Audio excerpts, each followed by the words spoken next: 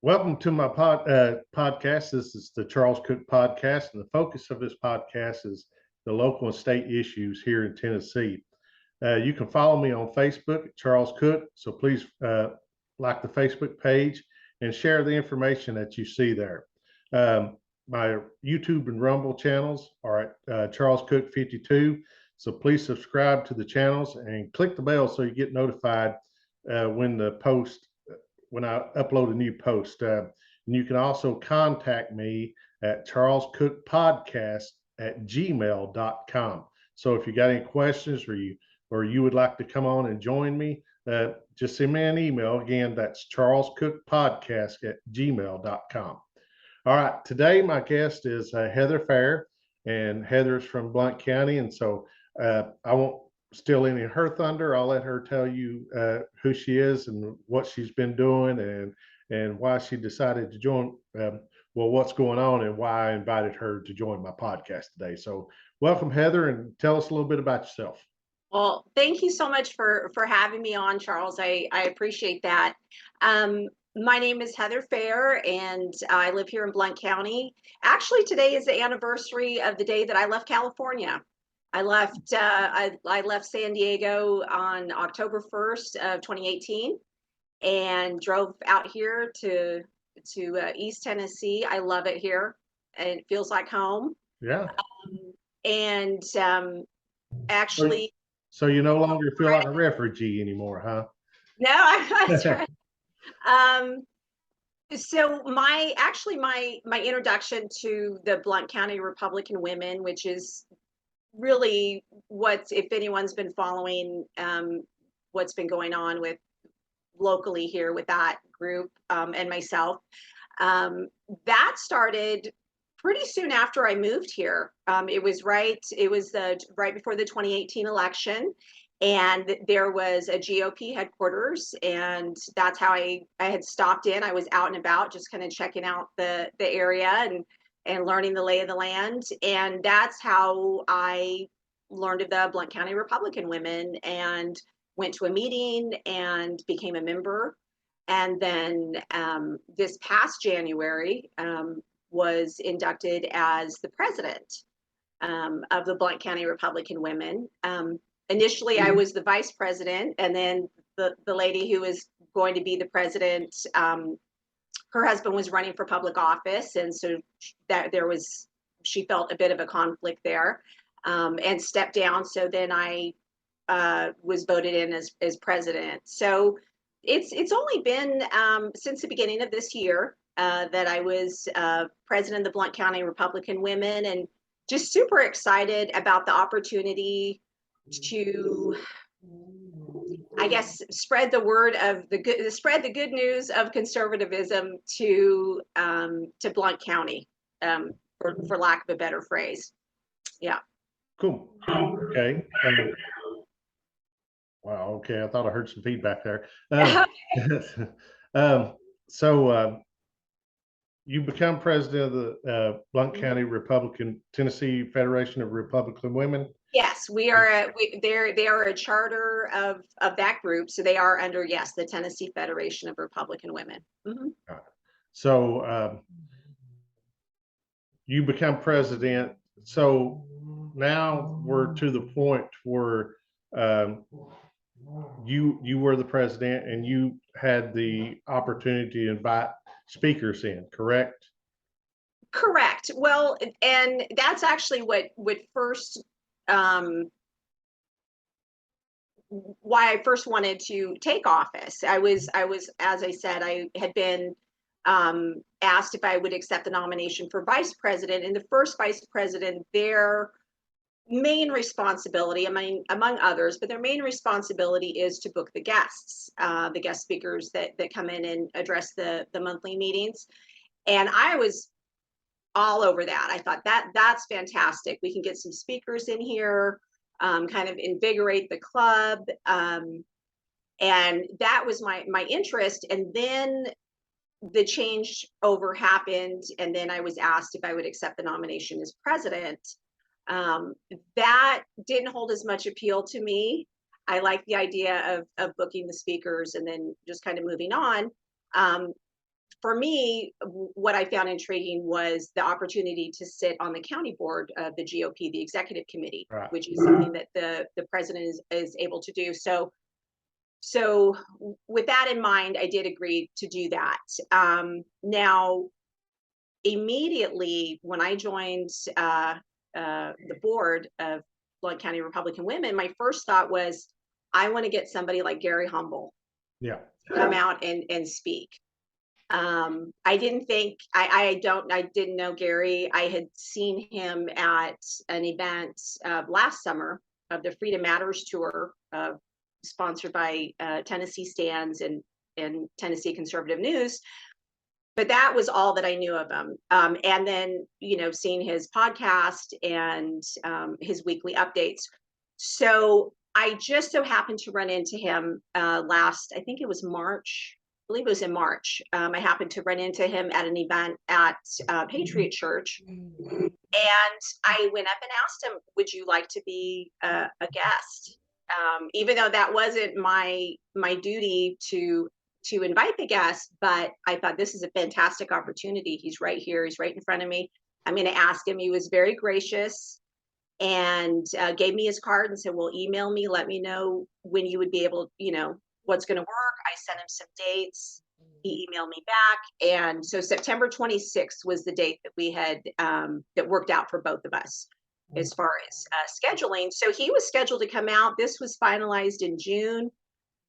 Nobody said a word about it as far as, we don't want him here, we don't like him, he's, what were you thinking?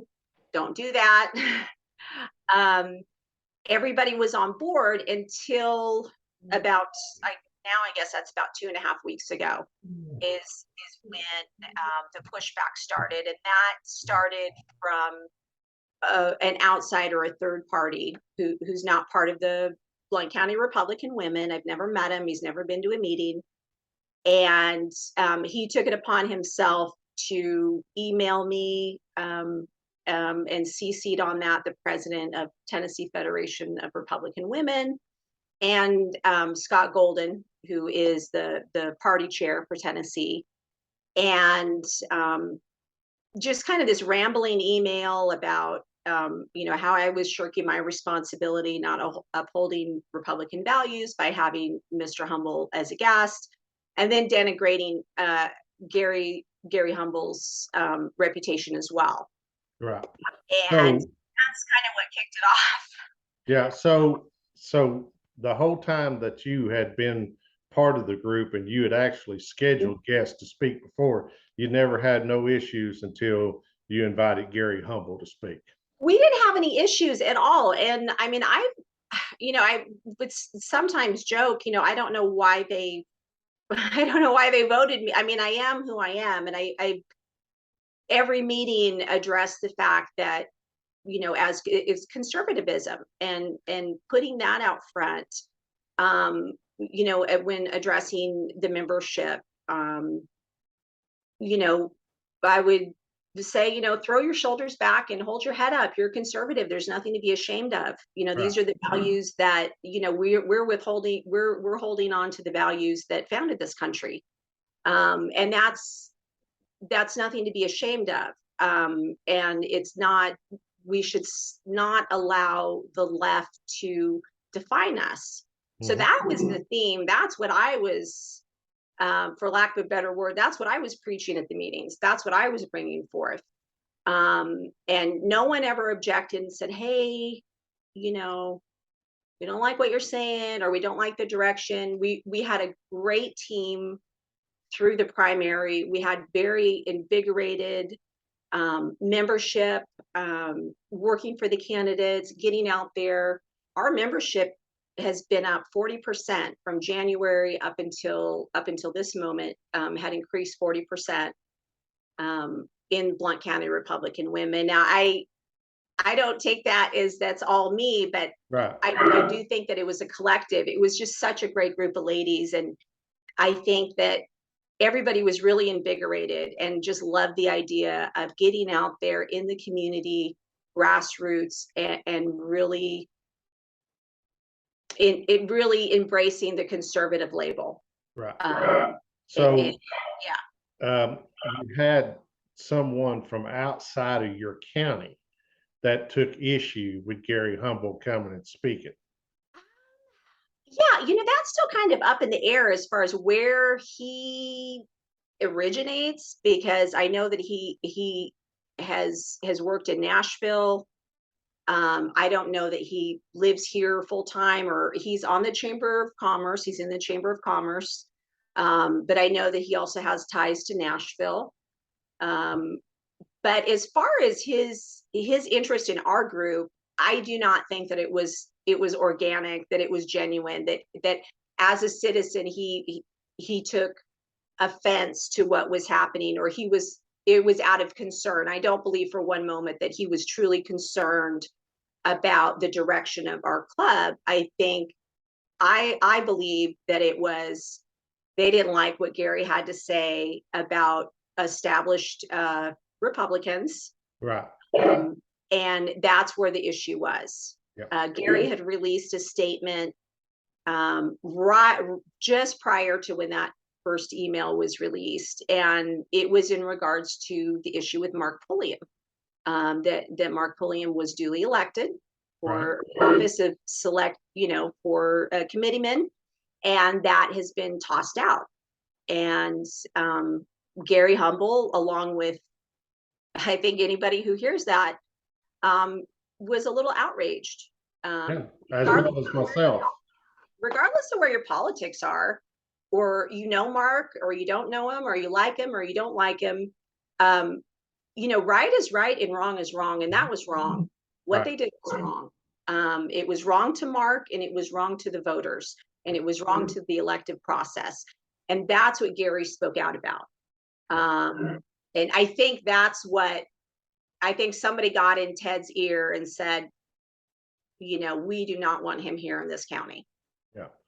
So once you got the email and he CC'd Scott Golden on that, that's when the snowball started to roll downhill, correct? That's right. I like the G-rated way you put that. Yes. Yeah.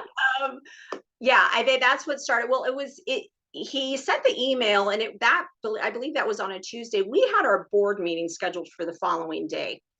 The email that Ted had sent was addressed to me personally, but it was sent to the club email, which, because of how the duties are, split up, I didn't have access to that email.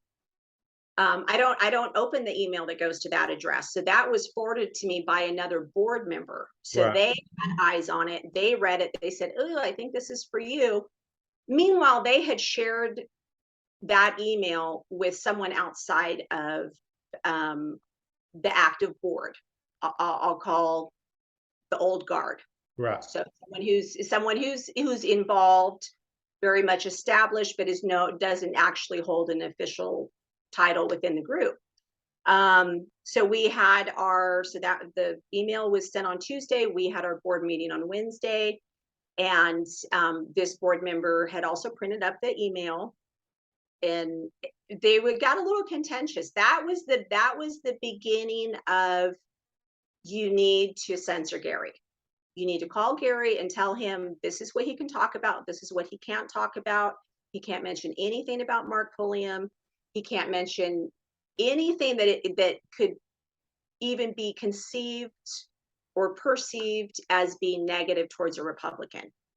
He needs to watch his P's and Q's. You can still have him here, but he needs to,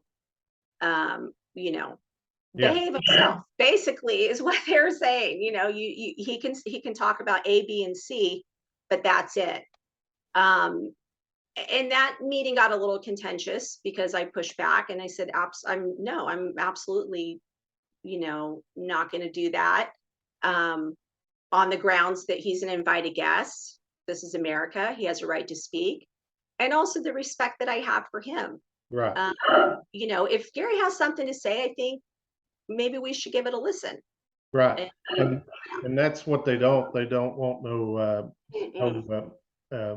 other views than what the party establishment is pushing. Exactly. So when you told them no, you wasn't going to restrict his speech, what options did they give you?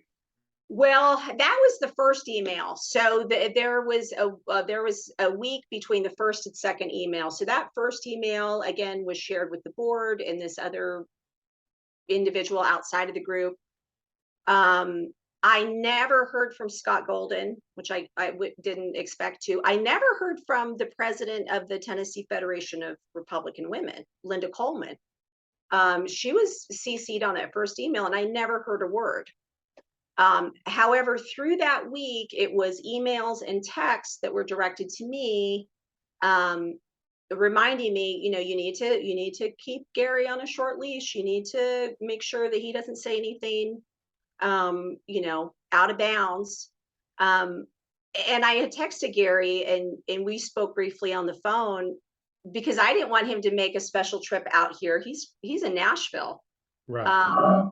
Because I thought, gosh, are we even going to get to the meeting? This is still a week and a half out from the meeting. And I thought, gosh, I don't want him to rearrange his schedule. And the rug gets pulled out at the last minute. So I gave him a heads up and I said, this is what they're saying. I'm not going to restrict you. You talk about whatever you want.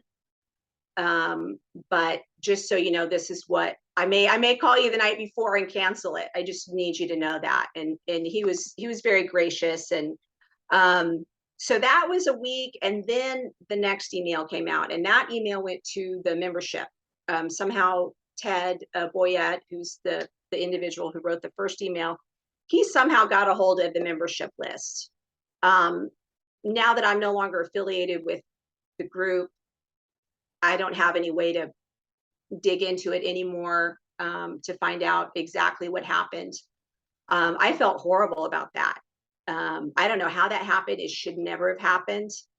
So I did respond to that email, and addressed it to our membership and apologized that their addresses were accessed. They shouldn't have been.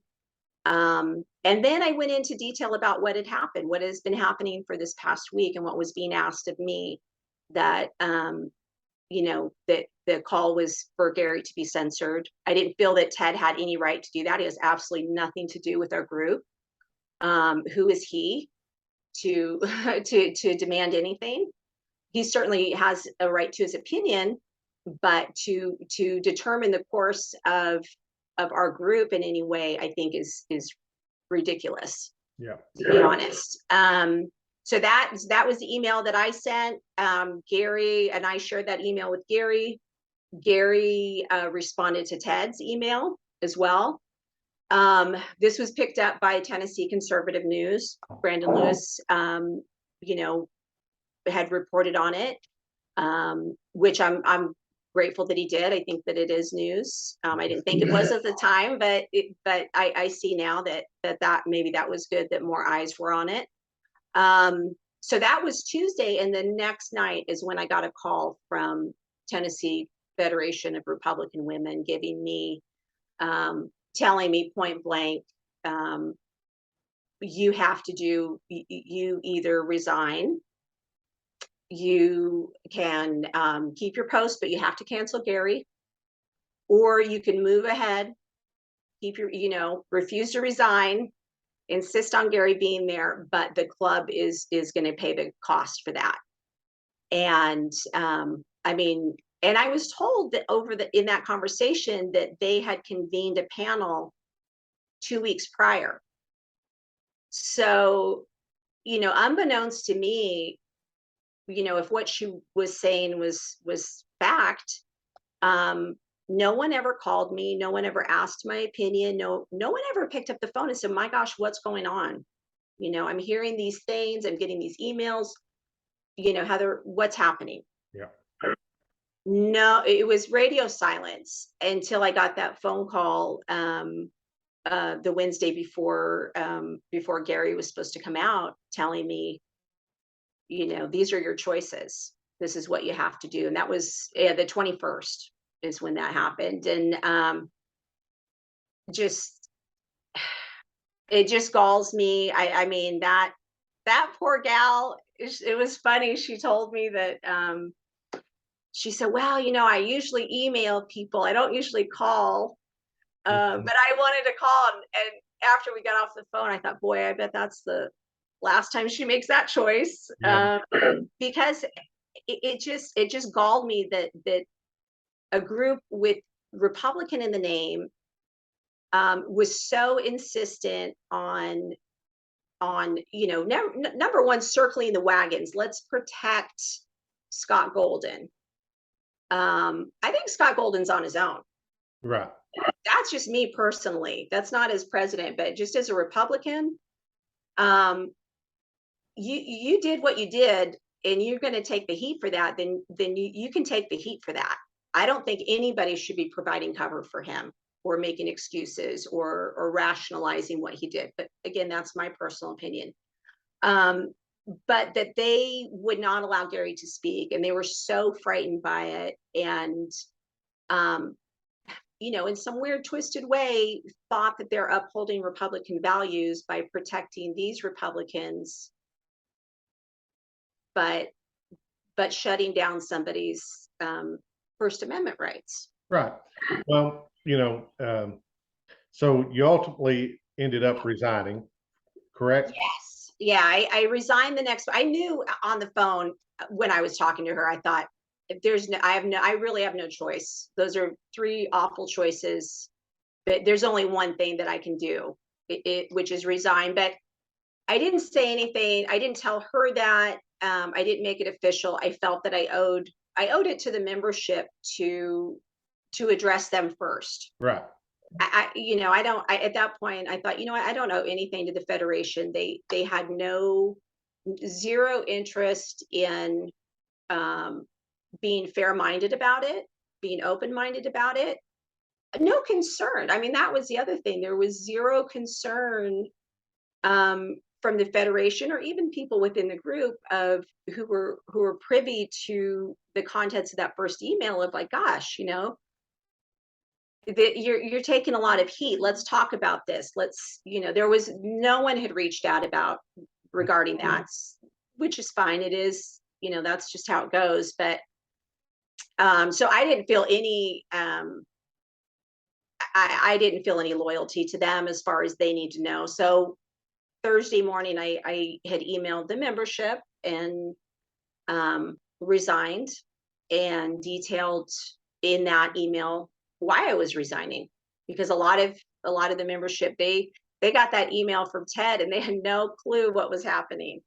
It was what? Who is this person? So Yeah. So you ended up resigning, but you decided to move forward with having Gary there, correct? Yes. So I got, I get the call from the Federation. I'm in the middle of Kroger. So if you were in Kroger on a Wednesday night in the dairy section, you probably heard part of the conversation. So I get this call from them, and I have got off the phone with her, and I texted Gary. I said, I need to speak with you. If you have a minute, please call me. It's like 7, 8 o'clock that evening.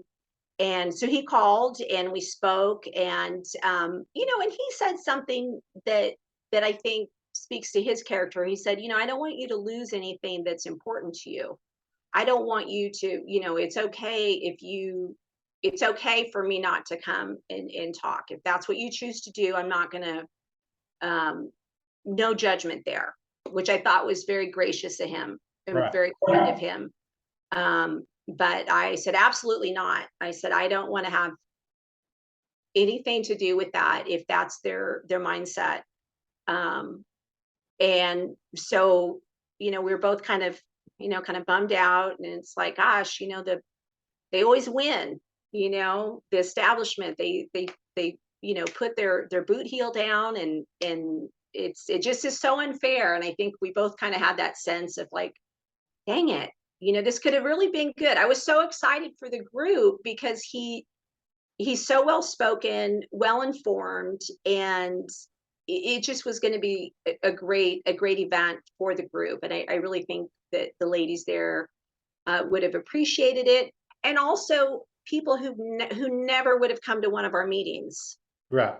would have come out. I mean, we even rented a bigger space because we knew that the room that we usually have the meeting in wasn't going to hold. Yeah.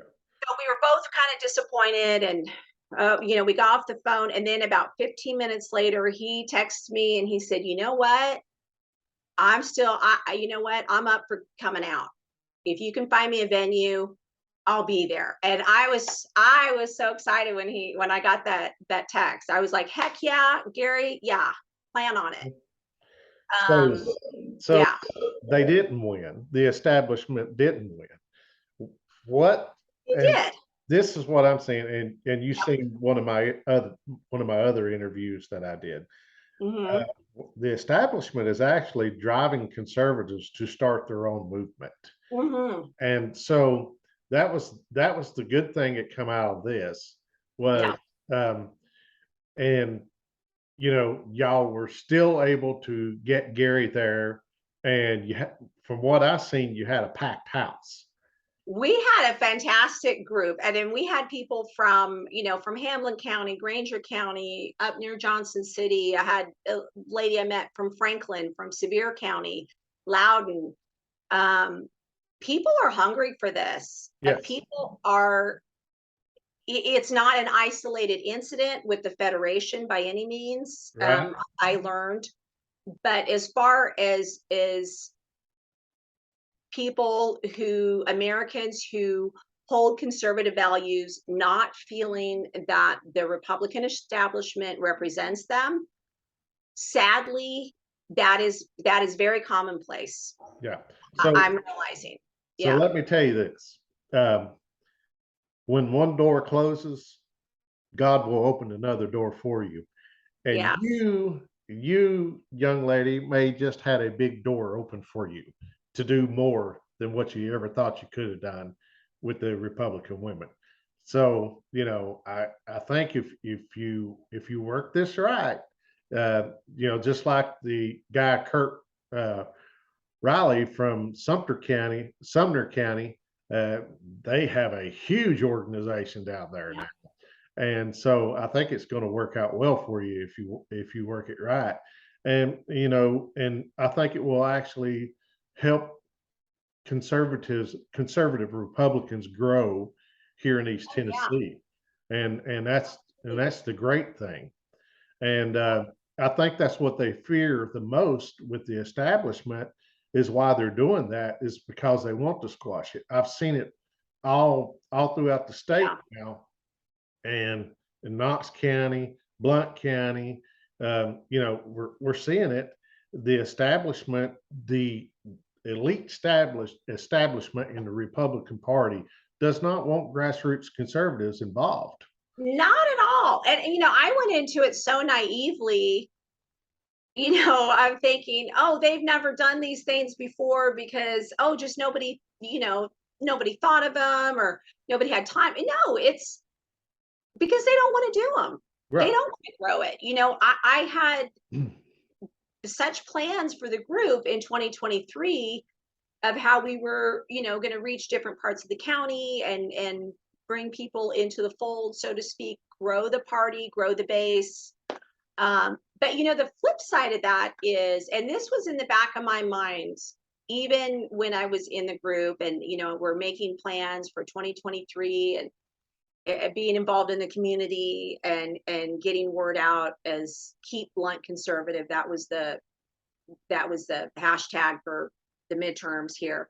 Um, was I remember thinking to myself, yeah, but if it's kind of like a bait and switch, if you bring somebody to the party on the promise of constitutional values and conservative values, and then they go to the polls and then they look at who the candidates are, what a disappointment. Hmm. What a disappointment. And there was part of, I was like, well, think about that, let's just do this part. Um, so I think it's absolutely, and I agree with you. And thank you so much for that. I mean, who knows? Yep. My one and only Yeah. podcast that I ever do. I don't know. Um, but I do feel that there's definitely a need for that. There's definitely a need for a conservative voice. And we have a plethora of that here. I think it's just a matter of coming under the same tent. I know there was a great divisiveness between, and not on Mark's part, but between Mark Pulliam. He has a great group here in Blount County. Between him and the established, and I was actually, kind of forewarned about him. Right. And he was kind of made out to be the boogeyman. That Mark Pulliam. That's how they always describe him. That Mark Pulliam. Well, I've met Mark. I haven't really spent a great deal of time, speaking with him. But he sent me some very kind emails. He came to one of our candidate forums, and he's been to a couple of meetings through the group. Yeah, he's just a conservative. That's his big crime. That's his big sin here in Blount County, is he's a conservative. He's an outsider, which is also not a great thing. Right. Here in Blount County, but so am I. But my values and my right to speak up and my right to say I'm not happy with how the party is representing the values that they should be holding, how they have shirked that. That my right to say that is not predicated upon how long I've lived here in this county. I'm an American. I was born an American. I have every liberty that God has bestowed upon myself and everyone else on this earth. And I'm so fortunate to live in a country that acknowledges those rights, and that we have a constitution that protects those rights. But whether I've lived here, my whole life, or I just moved yesterday, has absolutely nothing to do with my right to speak up. And that's another piece of the machine here, so to speak, in Blount County. Is I wanted to grow the party. They have no interest in growing the party. They're perfectly happy the way it is. Well, here's the thing: if you grow the party, new people, new ideals come in. Exactly, and I see that now. And and here's what I've come to realize over the years is, what I'm seeing is they want you to vote if they want your vote, if you vote the way they want you to vote. They want your money. They want your support. Yep. Now sit down and shut up. Oh my gosh, exactly. And so that's what we have to fight about. And that's my biggest frustration with a lot of people in the Republican Party but the great thing is, I think we're starting to see people wake up to what's going on. I mean, from Governor Lee, the things that he promised when he ran for governor that he's never got accomplished, never even tried to accomplish.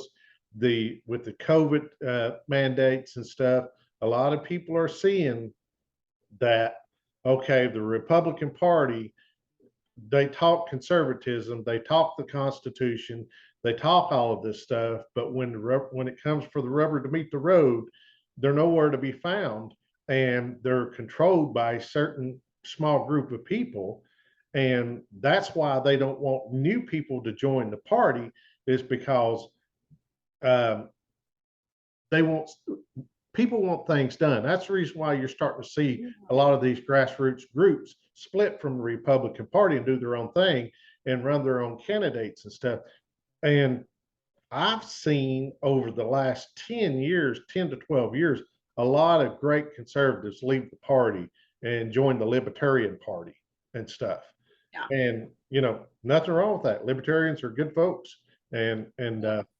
But the establishment is killing the Republican Party. And I remember going to a Republican meeting here in where I'm from, here in Hamilton County, and the guy that was state representative at the time told the group right in the middle of their yearly meeting, hey, we need to grow this party. Look around us. There ain't nothing but old white people in here, and yeah. so that's what they fear, is they Yeah, have that power, they have the grip on it, and they don't want to let go of it and let some people do something better. exactly. And that is exactly right. And as I said, I now that I'm past it, now I see it clearly. And, my frustration when this initially happened again about I don't think you should circle the wagons around unethical behavior. And I remember at the time I was thinking, just from a strategic point of view, that's not how you grow the party. That's not how you bring people in because you're messaging to anyone who's watching. We don't care if you do something unethical or questionable. We don't care if you take an election away from a duly elected official. We're going to support you no matter what. I mean, nobody wants to be part of that group. Yeah. Nobody looks at that and says, you know what, those are that's my kind of people right there. Yeah, I want to be part of that group.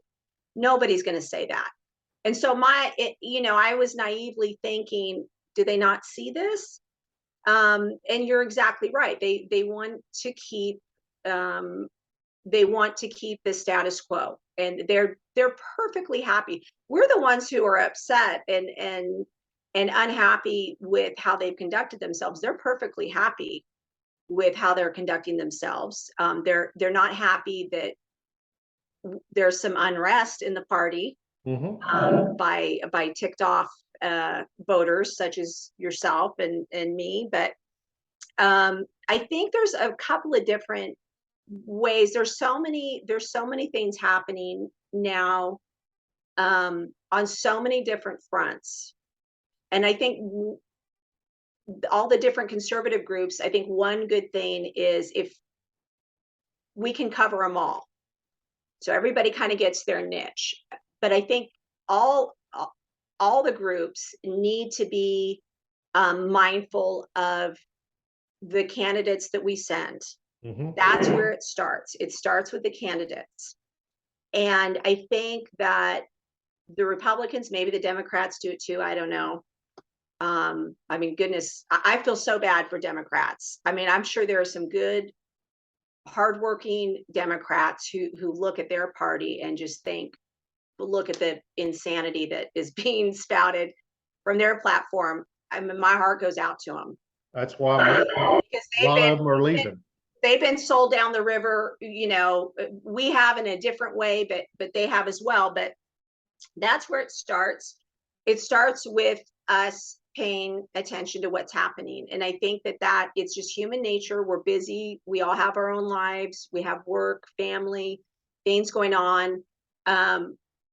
We're not gonna bird dog that candidate and what they're doing in Nashville or what they're doing in Washington. So we've kind of put it on autopilot.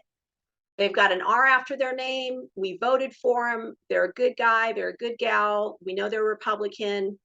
They have an R after their name. So of course they have our values, right? Because they're calling themselves a Republican. Right. So they acknowledge my constitutionally protected rights. They want smaller government. All these things that we understand we take as a given. We have assumed that anybody with an R after their name is going to hold those too. And that just simply is not the case, especially here in Tennessee. If you're smart and you're going to run for office, you're going to put an R after your name because it's the only way you're going to get voted, unless you're from Nashville or you're out in Memphis. So we have to do a much better job of vetting the candidates that if you're going to put on our team jersey, then you need to play by our rules and you need to hold those values to heart.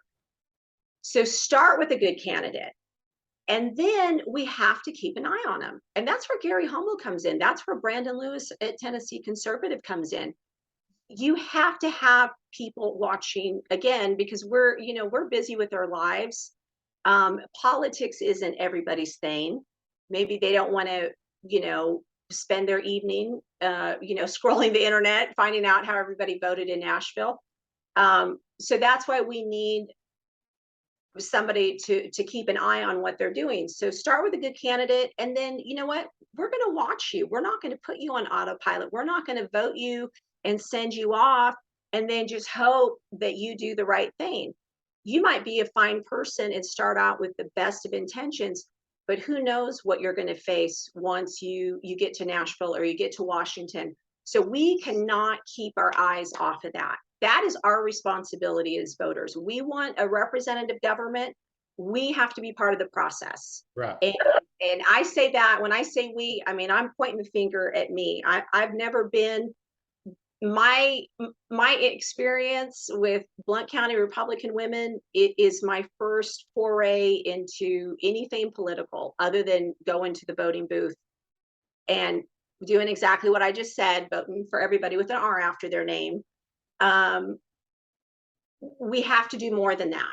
We have to do more than that. We cannot trust that they're going to do the right thing. Now we voted somebody here in Blount County, um, great guy. He ran against an incumbent, which I guess is a big no-no for Republicans, but he did it.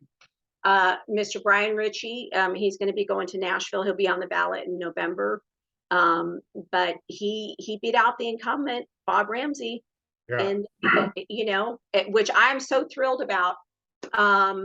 But you know, that's what we need to do. We need to send up. We need to vet our candidates. I could, oh my gosh, I could talk Yeah. well another But- hour about the precincts, but that's what that's where my focus is going to be. I don't know that for me to start another conservative group is really. I don't know that there's really a need for that. I think there are some great groups Yeah. around, You know, but yeah. and that's been my focus is, if you come home and you turn on the TV at night, even the local news regurgitates the national news, and then if you're lucky on Sunday mornings, you'll get a little bit of local politics, Mhm. and but everybody looks at the national news and sees what's going on there, and they make their assumptions for that, and that's why I'm focused on the local, the Mhm. local level and the state Yeah. level here. Is people don't really get anything from that, and that's laid dormant forever. And now you have people like Brandon Lewis with the Tennessee Conservative News Mhm. that's putting sunshine on this stuff. Oh And yeah. the same thing with Gary Humble with Tennessee Stands. He's putting sunshine on this stuff, and that's what I'm going to try to do.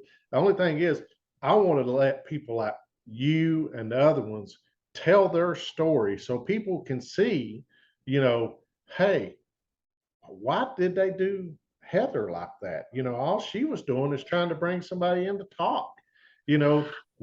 why did the Republicans overturn an election of an SEC member? He's just one voter in that. Why did they do that? Why do they take a liberal Democrat and put him on the ballot as a Republican? Somebody that has a gave money to Democrat candidates and stuff. Why would they put him on the party on the ballot as a Republican? And I want to bring focus to this and help us get our message out to Absolutely. so people can see what's going on here in the state.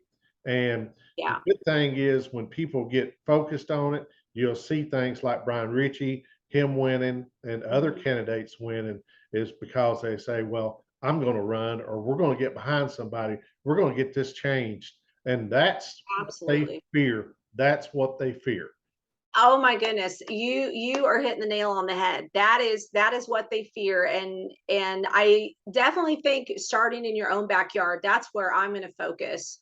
I mean, I can speak for myself. Sometimes when you look at the big picture and you zoom out and you see, what's happening in Washington and, with who the World Health Organization and, all of these different players and factors, it can be overwhelming. I know I get overwhelmed sometimes. with it. But the change happens at home. Right. And so I'm going to focus on the, 570 square miles or whatever of Blount County. That's where I want to focus, because I think that's where change is going to happen. We have the numbers. And what you were saying is what they fear. My gosh, that is so true. And I mean, you listen to our president and that awful speech that he gave, and you think, I never in my wildest dreams imagined that I would ever hear a president address the American people and call out God-fearing, patriotic Americans as being enemies of the state. But that is what has happened. And the reason for that is because they know that is what will defeat them. Right. You put God, family, and country in that order, and that terrifies them, because that is what will defeat them. And that's what, we just have to hang tough and not be cowed by this. Yeah. And we have it in our midst, in our back pocket, amongst, other conservatives. We have everything we need to change things, to change the system, to change the establishment. They're the ones that need to be brought to heel. Yeah. Not us. One of my mentors, Mike Rothfeld, has a saying: unless you're politically feared, you will not be politically respected. Yeah. So when they start fearing you, you've got things going your way. Yeah. They start doing the things like they're doing to Gary Humble and Brandon Lewis and those folks, then that they're making a difference. They've tried to ignore them. Now they can't ignore them anymore. And now they're going to go after them like this. And that's why they did what they've done to you. They tried to use you through the Republican Party to shut him down and stuff. And so anyway, I'm glad you stuck to your Well, thank you. I am too. And I'm thankful for that, because we have a lot of people that won't, they want to be part of that club and part of that clique. And It's not where, I'll tell you. I mean, to each his own with that, but and it's something that I said at the when Gary spoke. So Gary spoke. We had a great night. 175 people came out to the station out in Louisville, which is a fantastic venue, by the way. If you're in the area and you need a venue, contact them. But we had a great night, and something that I wanted to express. And I was angry, I was hurt, I was so disappointed that this was even happening, and it happened in such a lightning speed. It's like, oh my gosh, how did we get here? Why am I now? I'm on the chopping block. Now I'm having to choose what to do, or I'm having to, hush Gary up, like I could do that, but but having to make those decisions is upsetting as that whole situation was. Giving the resignation was very easy. Deciding in my mind, and that's something that I stated at when we got together on Monday night, and that I would like to, express to your audience as well, is that part is easy. When you stand by your principles, and you stand by, if something's wrong, yep. and you stand up against it, it might be scary, and you probably will lose something. But my gosh, the peace that you have, the peace that I have in my heart, I have no doubt that what I did was the right thing. Even if we hadn't had the event, even if, nobody wanted to talk to me, nothing else happened from it, I know in my heart that I did the right thing, and that was easy. And so I want to encourage, if nothing else, encourage others who, if you have that opportunity to stand up, please do so. Yeah. Don't be cowed by the big guys, because they're just blowing hot air. They're running scared. They may not act like it. They may not give that away, but trust me, they are. They know they're outnumbered. They know that, and that's going to be the thing, is they're going to use scare tactics, my prediction, of what the left is bringing in, which is very real. It is pretty scary what the left has coming. But they've done this every election. They do this every election. Oh, yeah, we know you're not happy with these candidates, but you need to vote Republican because, oh, look what's on the other side. If you Yep. don't vote, look who's going to come in. And I had hoped that the Republicans would shift a little bit after the 2020 election, because we hit rock bottom. We lost the White House. We lost Congress. We lost both houses of Congress. It's like what they had been trying to have us fearful of all those years finally happened. We lost it all, and in a big way. And so I was hoping that they would kind of get away from that fear mongering and maybe put up some quality candidates. They haven't. Right. So I think the time for us I think our expectations, I think we should just throw out expectations of the Republican Party at this point. As far as them respecting us as voters, or even caring, even being interested in hearing feedback. They need to. And I think that the time will come where those in the establishment maybe will listen, but it's not right now. And that's my rather long-winded speech there. But just don't be afraid of that. It's good. You have that peace in your heart when you know that you've done the right thing and you've stood up. If we all do that, things will change. Right. And I think that's a good place to end it right there. Yeah. Standing up for the right thing, doing the right thing, and making sure that we stand on our principles. And if we have to walk away from a party or whatever, that's fine. But we're going to go after and make good candidates Absolutely. and run those. Stay on the line here when I end this. Okay. I forgot to tell you that. So, and we'll talk a little bit more afterwards. Sure. But we probably need to go ahead and end this. We're running about 50 minutes. Oh my goodness! I told you that if you let me, I was gonna. That's what I was telling you before we started. Is before you know it, you're gone an hour, and it's big time. So, anyway, thank you, Heather, for joining me today. Thank you for having me. Thank you. We may have you back again to discuss some stuff. But anyway, folks, just like Heather says, stand on your principles. Don't let a party push you around. Don't let a party back you into a corner on what you're going to decide and do to do the right thing.